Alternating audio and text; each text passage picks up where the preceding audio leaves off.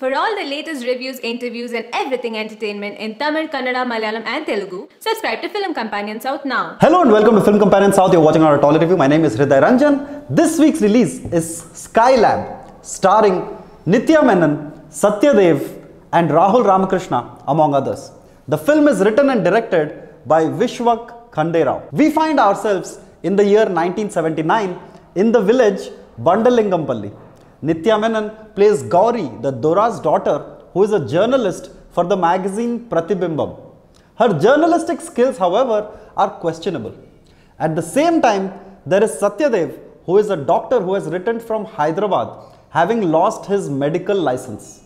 He befriends Subedar Rama Rao, played by Rahul Ramakrishna, who had illustrious ancestors but lives his life unemployed and drowning in debts. The lives of the people of Bandalingampalli is shaken when it is announced that Skylab, an American space station, is going to fall in their village. As one might expect, pandemonium ensues among the villagers. While it might sound like fiction, all of this actually occurred in the year 1979 in Karimnagar district, where the film is based. Off the bat, Skylab is blessed with an incredible origin idea. The story of the sleepy village is told in a meandering tone, often veering away in different directions, taking away from the main conflict. The first half of the film is actually quite strange. The pacing is so slow, it seems like it must have been done deliberately. We are given a microscopic view of the lives of the people in the village, their happiness, their sorrows, their fears, and their innocence. Technically, the film leaves no stone unturned. Cinematographer Aditya Javadi paints the film in brilliant hues, going with stylized shots, making the most of production designer Shivam Rao's work. The costumes designed by Pujita Tadikonda stay true to the times and yet take minor flights of fantasy.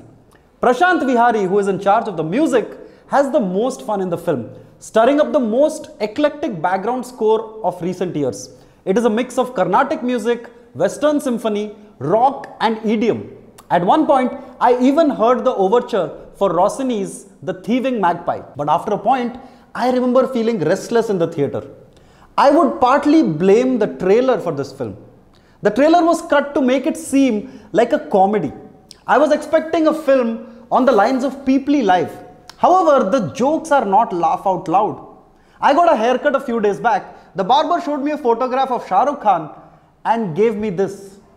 That's how I felt about Skylab as well. Also, the constant stylized slow-mo montages play out one after the other. Scenes that should have been a few minutes long play out leisurely, testing your patience. The film takes its own sweet time, chugging along. Slice of life films usually depend on comedy and emotions. Here, neither the jokes nor the emotions impressed me. I felt like in the experiment of Skylab, the audience were the guinea pigs. But as I processed the film after a few hours, I realized that Skylab is not an easy movie to review.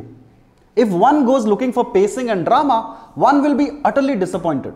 But director Vishwak Khanderao also deserves credit for making a film that is truly ballsy. He doesn't bother with setting up a romance or meet cute scenes. He brings up issues like superstitions and untouchability, but not in the soppy melodramatic manner that most films usually do.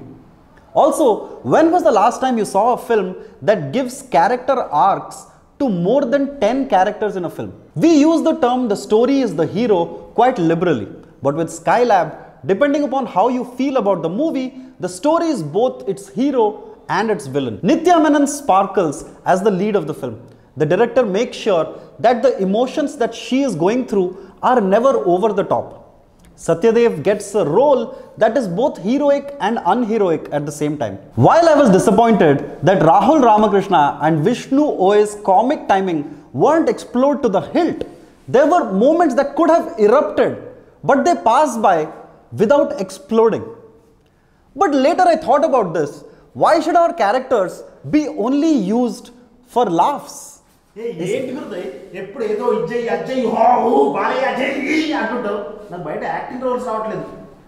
You get my point. In this film, the performances are more nuanced than the usual highs and lows that we find in our cinema. Skylab is not without its flaws. One gets the overall feeling that there was immense scope to generate comedy or to explore different facets of the true incidents that took place in July of 1979. But as I think about the film more and more, it is a truly experimental film that couldn't give a rat's ass about audiences' expectations. Director Vishwak takes his time setting up the world of his movie and gives generous screen time to characters that would otherwise have been mere cardboard cutouts. I'm not saying that you will love Skylab. In fact, for all you know, you might absolutely detest it, like my first impressions of the film. But I slowly began to realize that its strengths equal its flaws. At the end of the day, Skylab feels like a highly stylized indie film. How you perceive it completely depends on you. And honestly, if a film conflicts you that much, it must have some redeeming qualities. Skylab is a really difficult movie to review since it does not fall into categories of black and white, good or bad, fast-paced or slow burner. It is truly its own animal. Director Vishwak Khande Rao deserves credit for making a film that is original and honest. We usually give out verdicts at the end of our reviews, but I'm not going to do that with Skylab. I will let you make your own decision on the film. Thank you so much for watching our review of the film Skylab. Please remember to press the bell icon and subscribe to our YouTube channel. If you don't subscribe to our channel, your hairstylist will give you a hairstyle like mine.